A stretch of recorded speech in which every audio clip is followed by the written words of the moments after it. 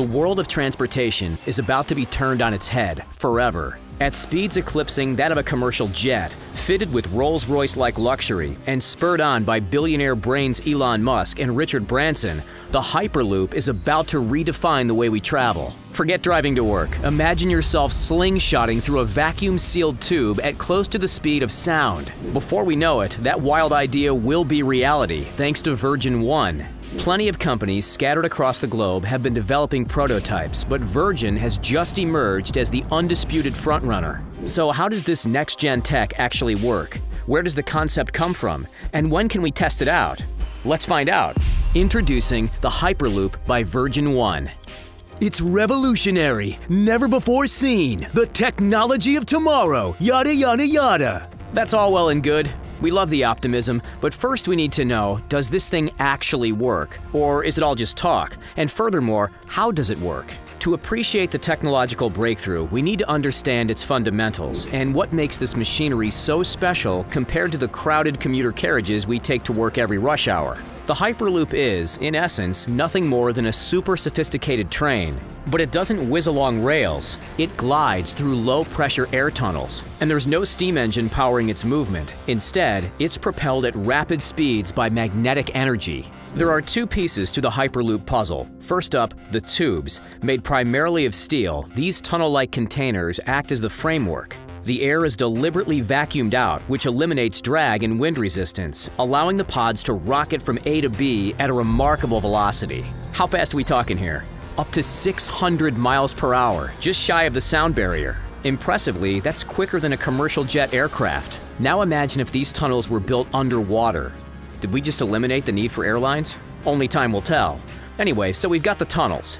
The second piece to the puzzle is, of course, the pods. Think of these as your train carriages, except they're levitating and luxurious. They float about a millimeter off the ground, in identical fashion to how an air hockey puck glides across the table. It's groundbreaking technology, right? Actually, no, it's not. Engineers have been testing compressed air to transport carriages since the late 1800s.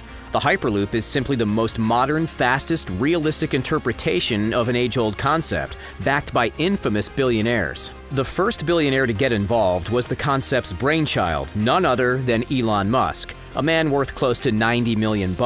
He's already conquered cars with Tesla and intergalactic flight with SpaceX, so hey, why not use some of his cash to try his hand in the train industry too? Alas, it wasn't to be, because after conceptualizing Hyperloop back in 2013, he decided to open source the system's basic design, allowing other visionaries and established companies to make tweaks where necessary and set the project into motion. Since open sourcing the concept, heaps of companies have jumped on the bandwagon and either made progress with the original design or created spin-offs. Hyperloop Transportation Technologies, based out of the US, is one.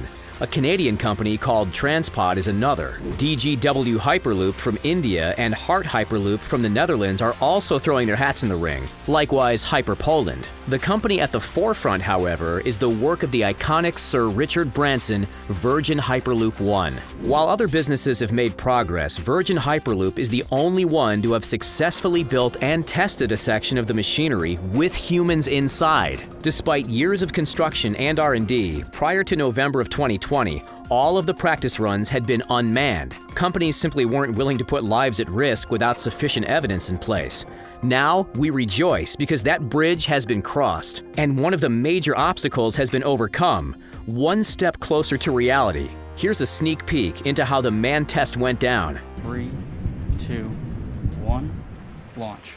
The two volunteers sat in the Pegasus pod, aka the XP-2. While this capsule only has room for two, the end goal of the Hyperloop is to feature pods that measure 15 to 18 feet long, which are capable of carrying up to 23 passengers. This groundbreaking ride took place at Virgin's test track outside of Las Vegas. However, the achievement capped out at just 100 miles per hour, some 500 short of the alleged top speed. But why? Virgin Hyperloop says that its test track is only 500 meters, 1,640 feet long, which limits the achievable speed, and with people inside, they wanted to start off slow and steady.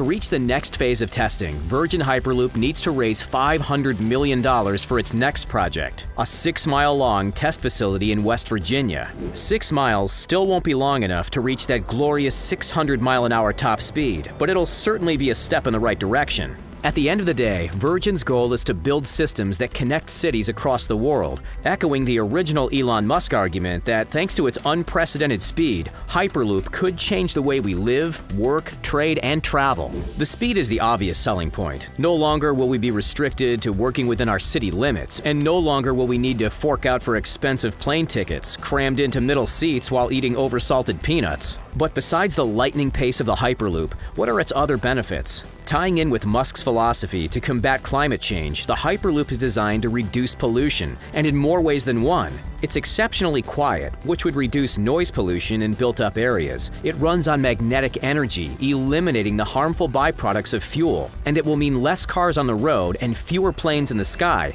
ultimately saving millions of tons of CO2 caused by traditional forms of transport. But this project won't be easy to build, nor will it be quick. Jay Walder, Virgin Hyperloop's CEO, expects to have the technology certified by 2026. With projects accessible to the public by decade's end. That's already 10 years of work, with likely another 10 to 15 of worldwide development. Within that lies another hidden benefit. The ongoing construction and operations will create tens of thousands of jobs around the world, fast-tracking a number of economies. So where can we expect to see systems roll out?